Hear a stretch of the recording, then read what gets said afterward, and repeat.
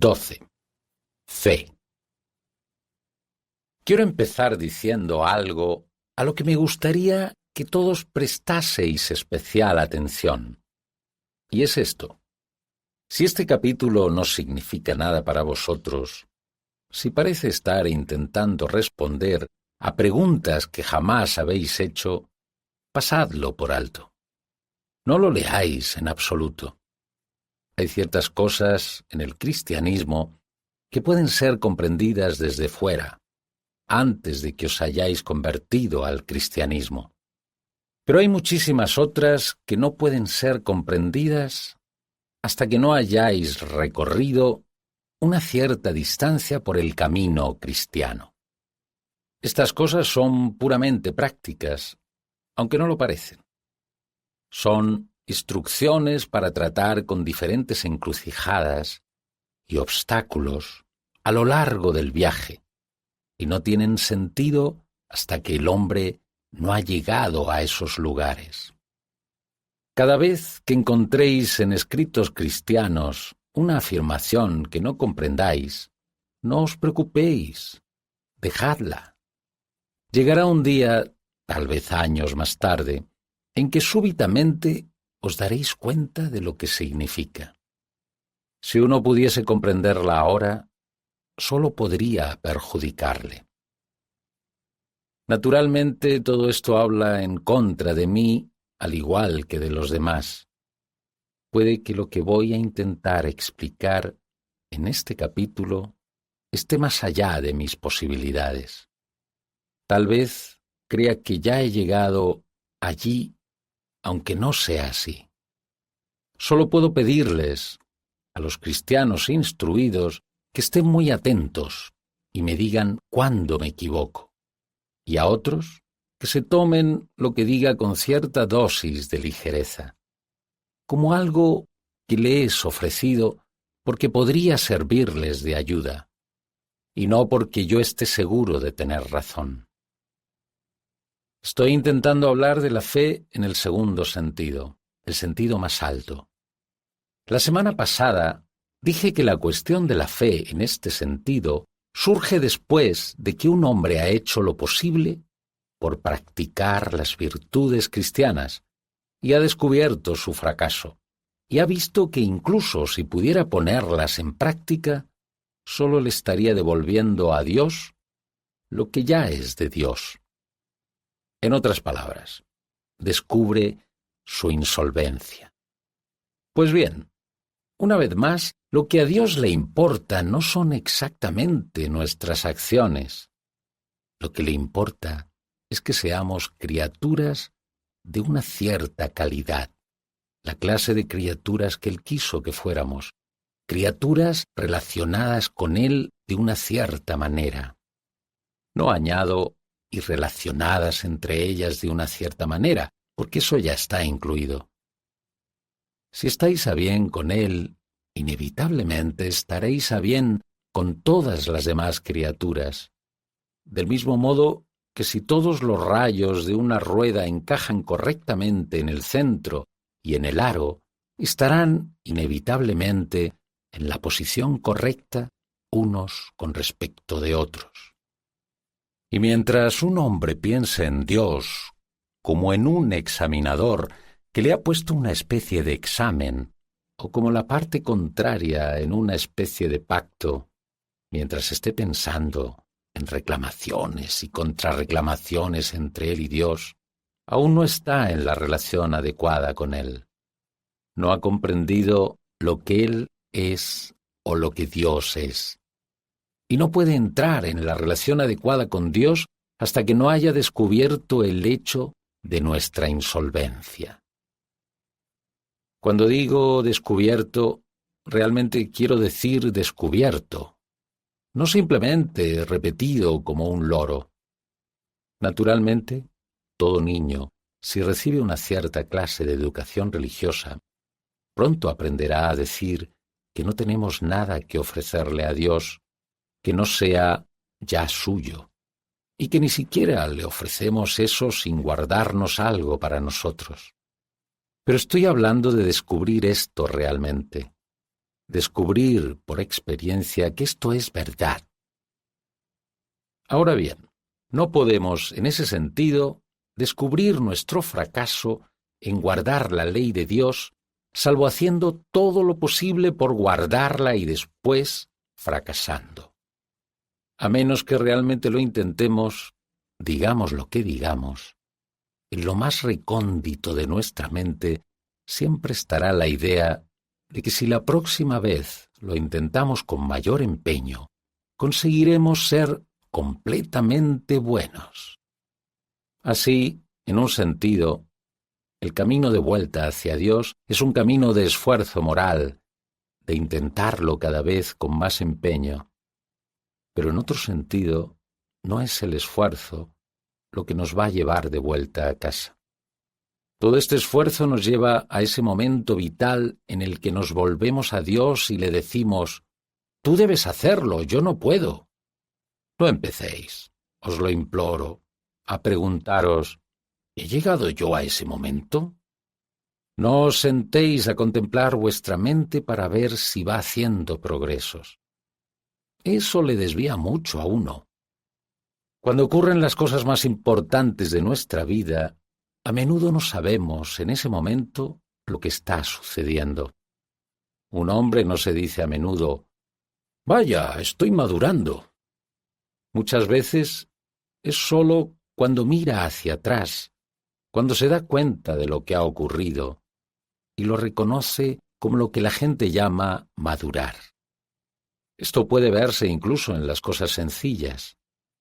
Un hombre que empieza a observar ansiosamente si va a dormir o no, es muy probable que permanezca despierto.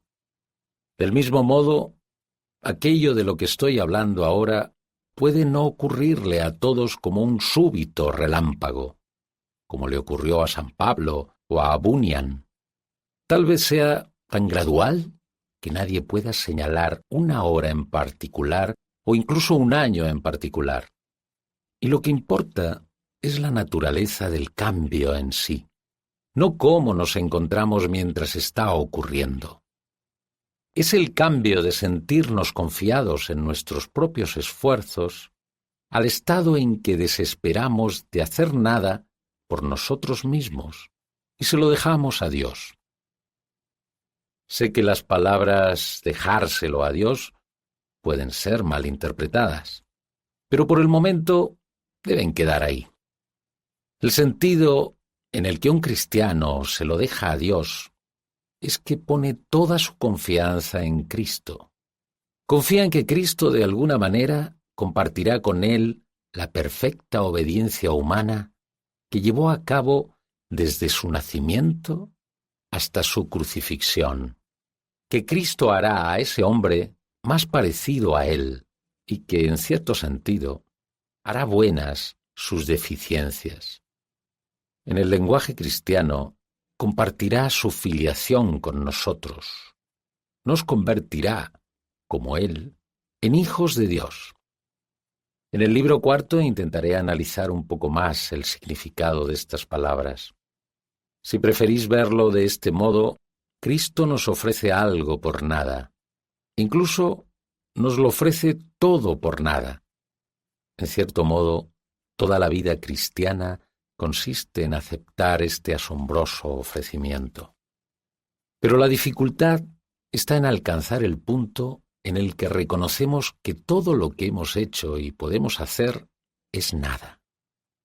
Lo que nos habría gustado es que Dios hubiera tenido en cuenta nuestros puntos a favor y hubiese ignorado nuestros puntos en contra.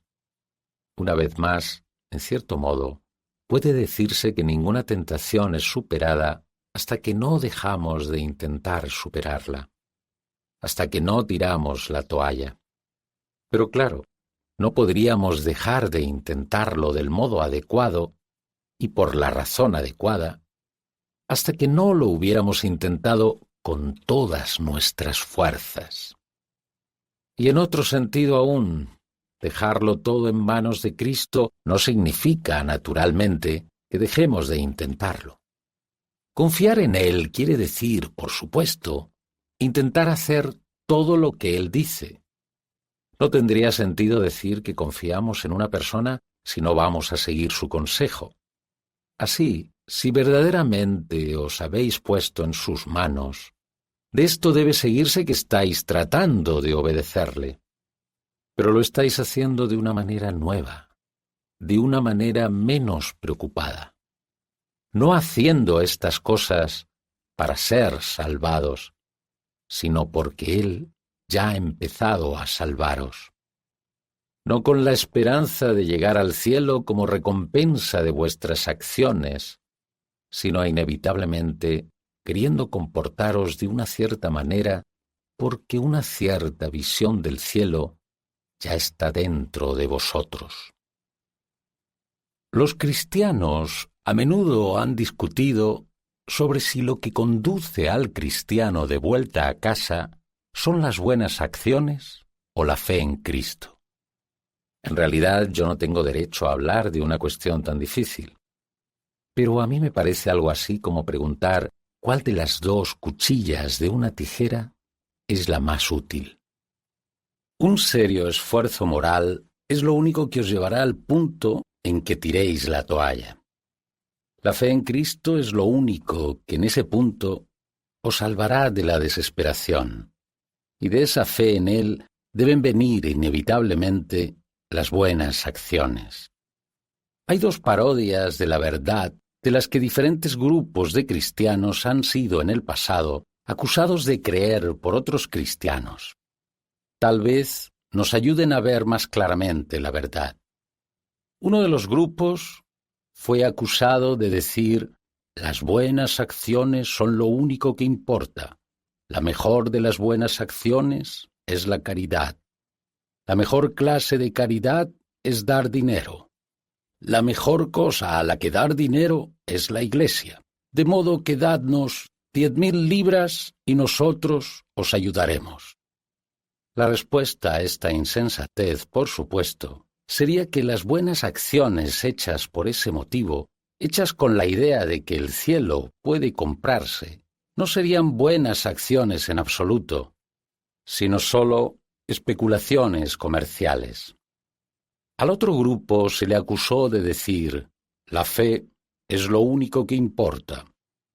En consecuencia, si tenéis fe, no importa lo que hagáis.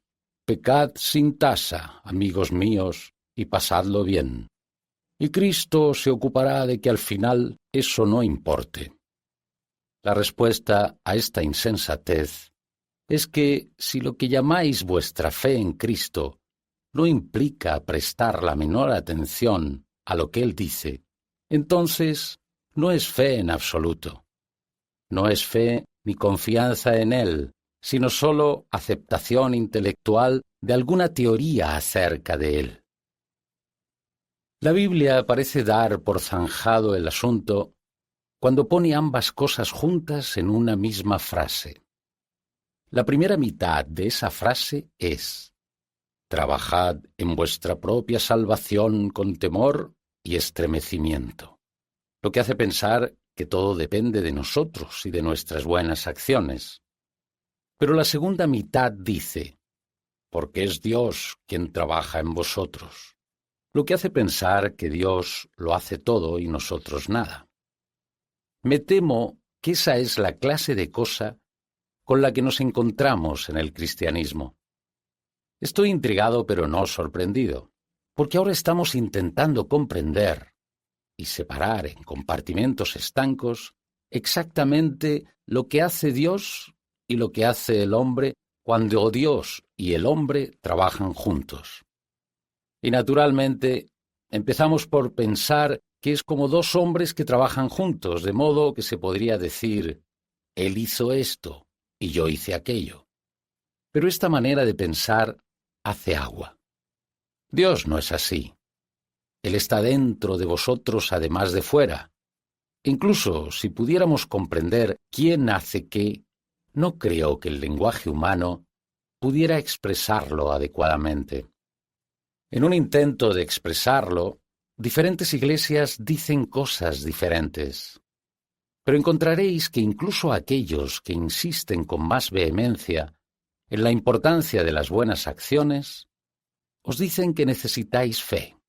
E incluso aquellos que insisten con más vehemencia en la fe, os dicen que hagáis buenas acciones.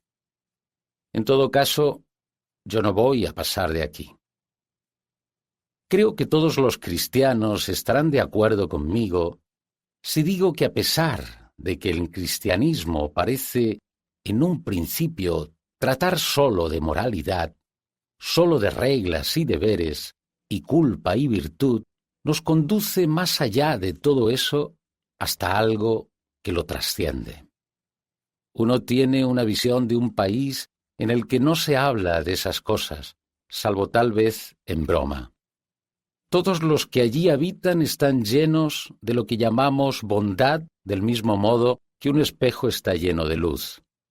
Pero ellos no lo llaman bondad, no lo llaman nada, ni siquiera piensan en ello. Están demasiado ocupados mirando la fuente de la que ello mana. Pero esto se acerca al punto en que el camino pasa más allá de los confines de nuestro mundo. No hay nadie cuyos ojos puedas ver mucho más allá de eso. Pero los ojos de mucha gente pueden ver más lejos que los míos.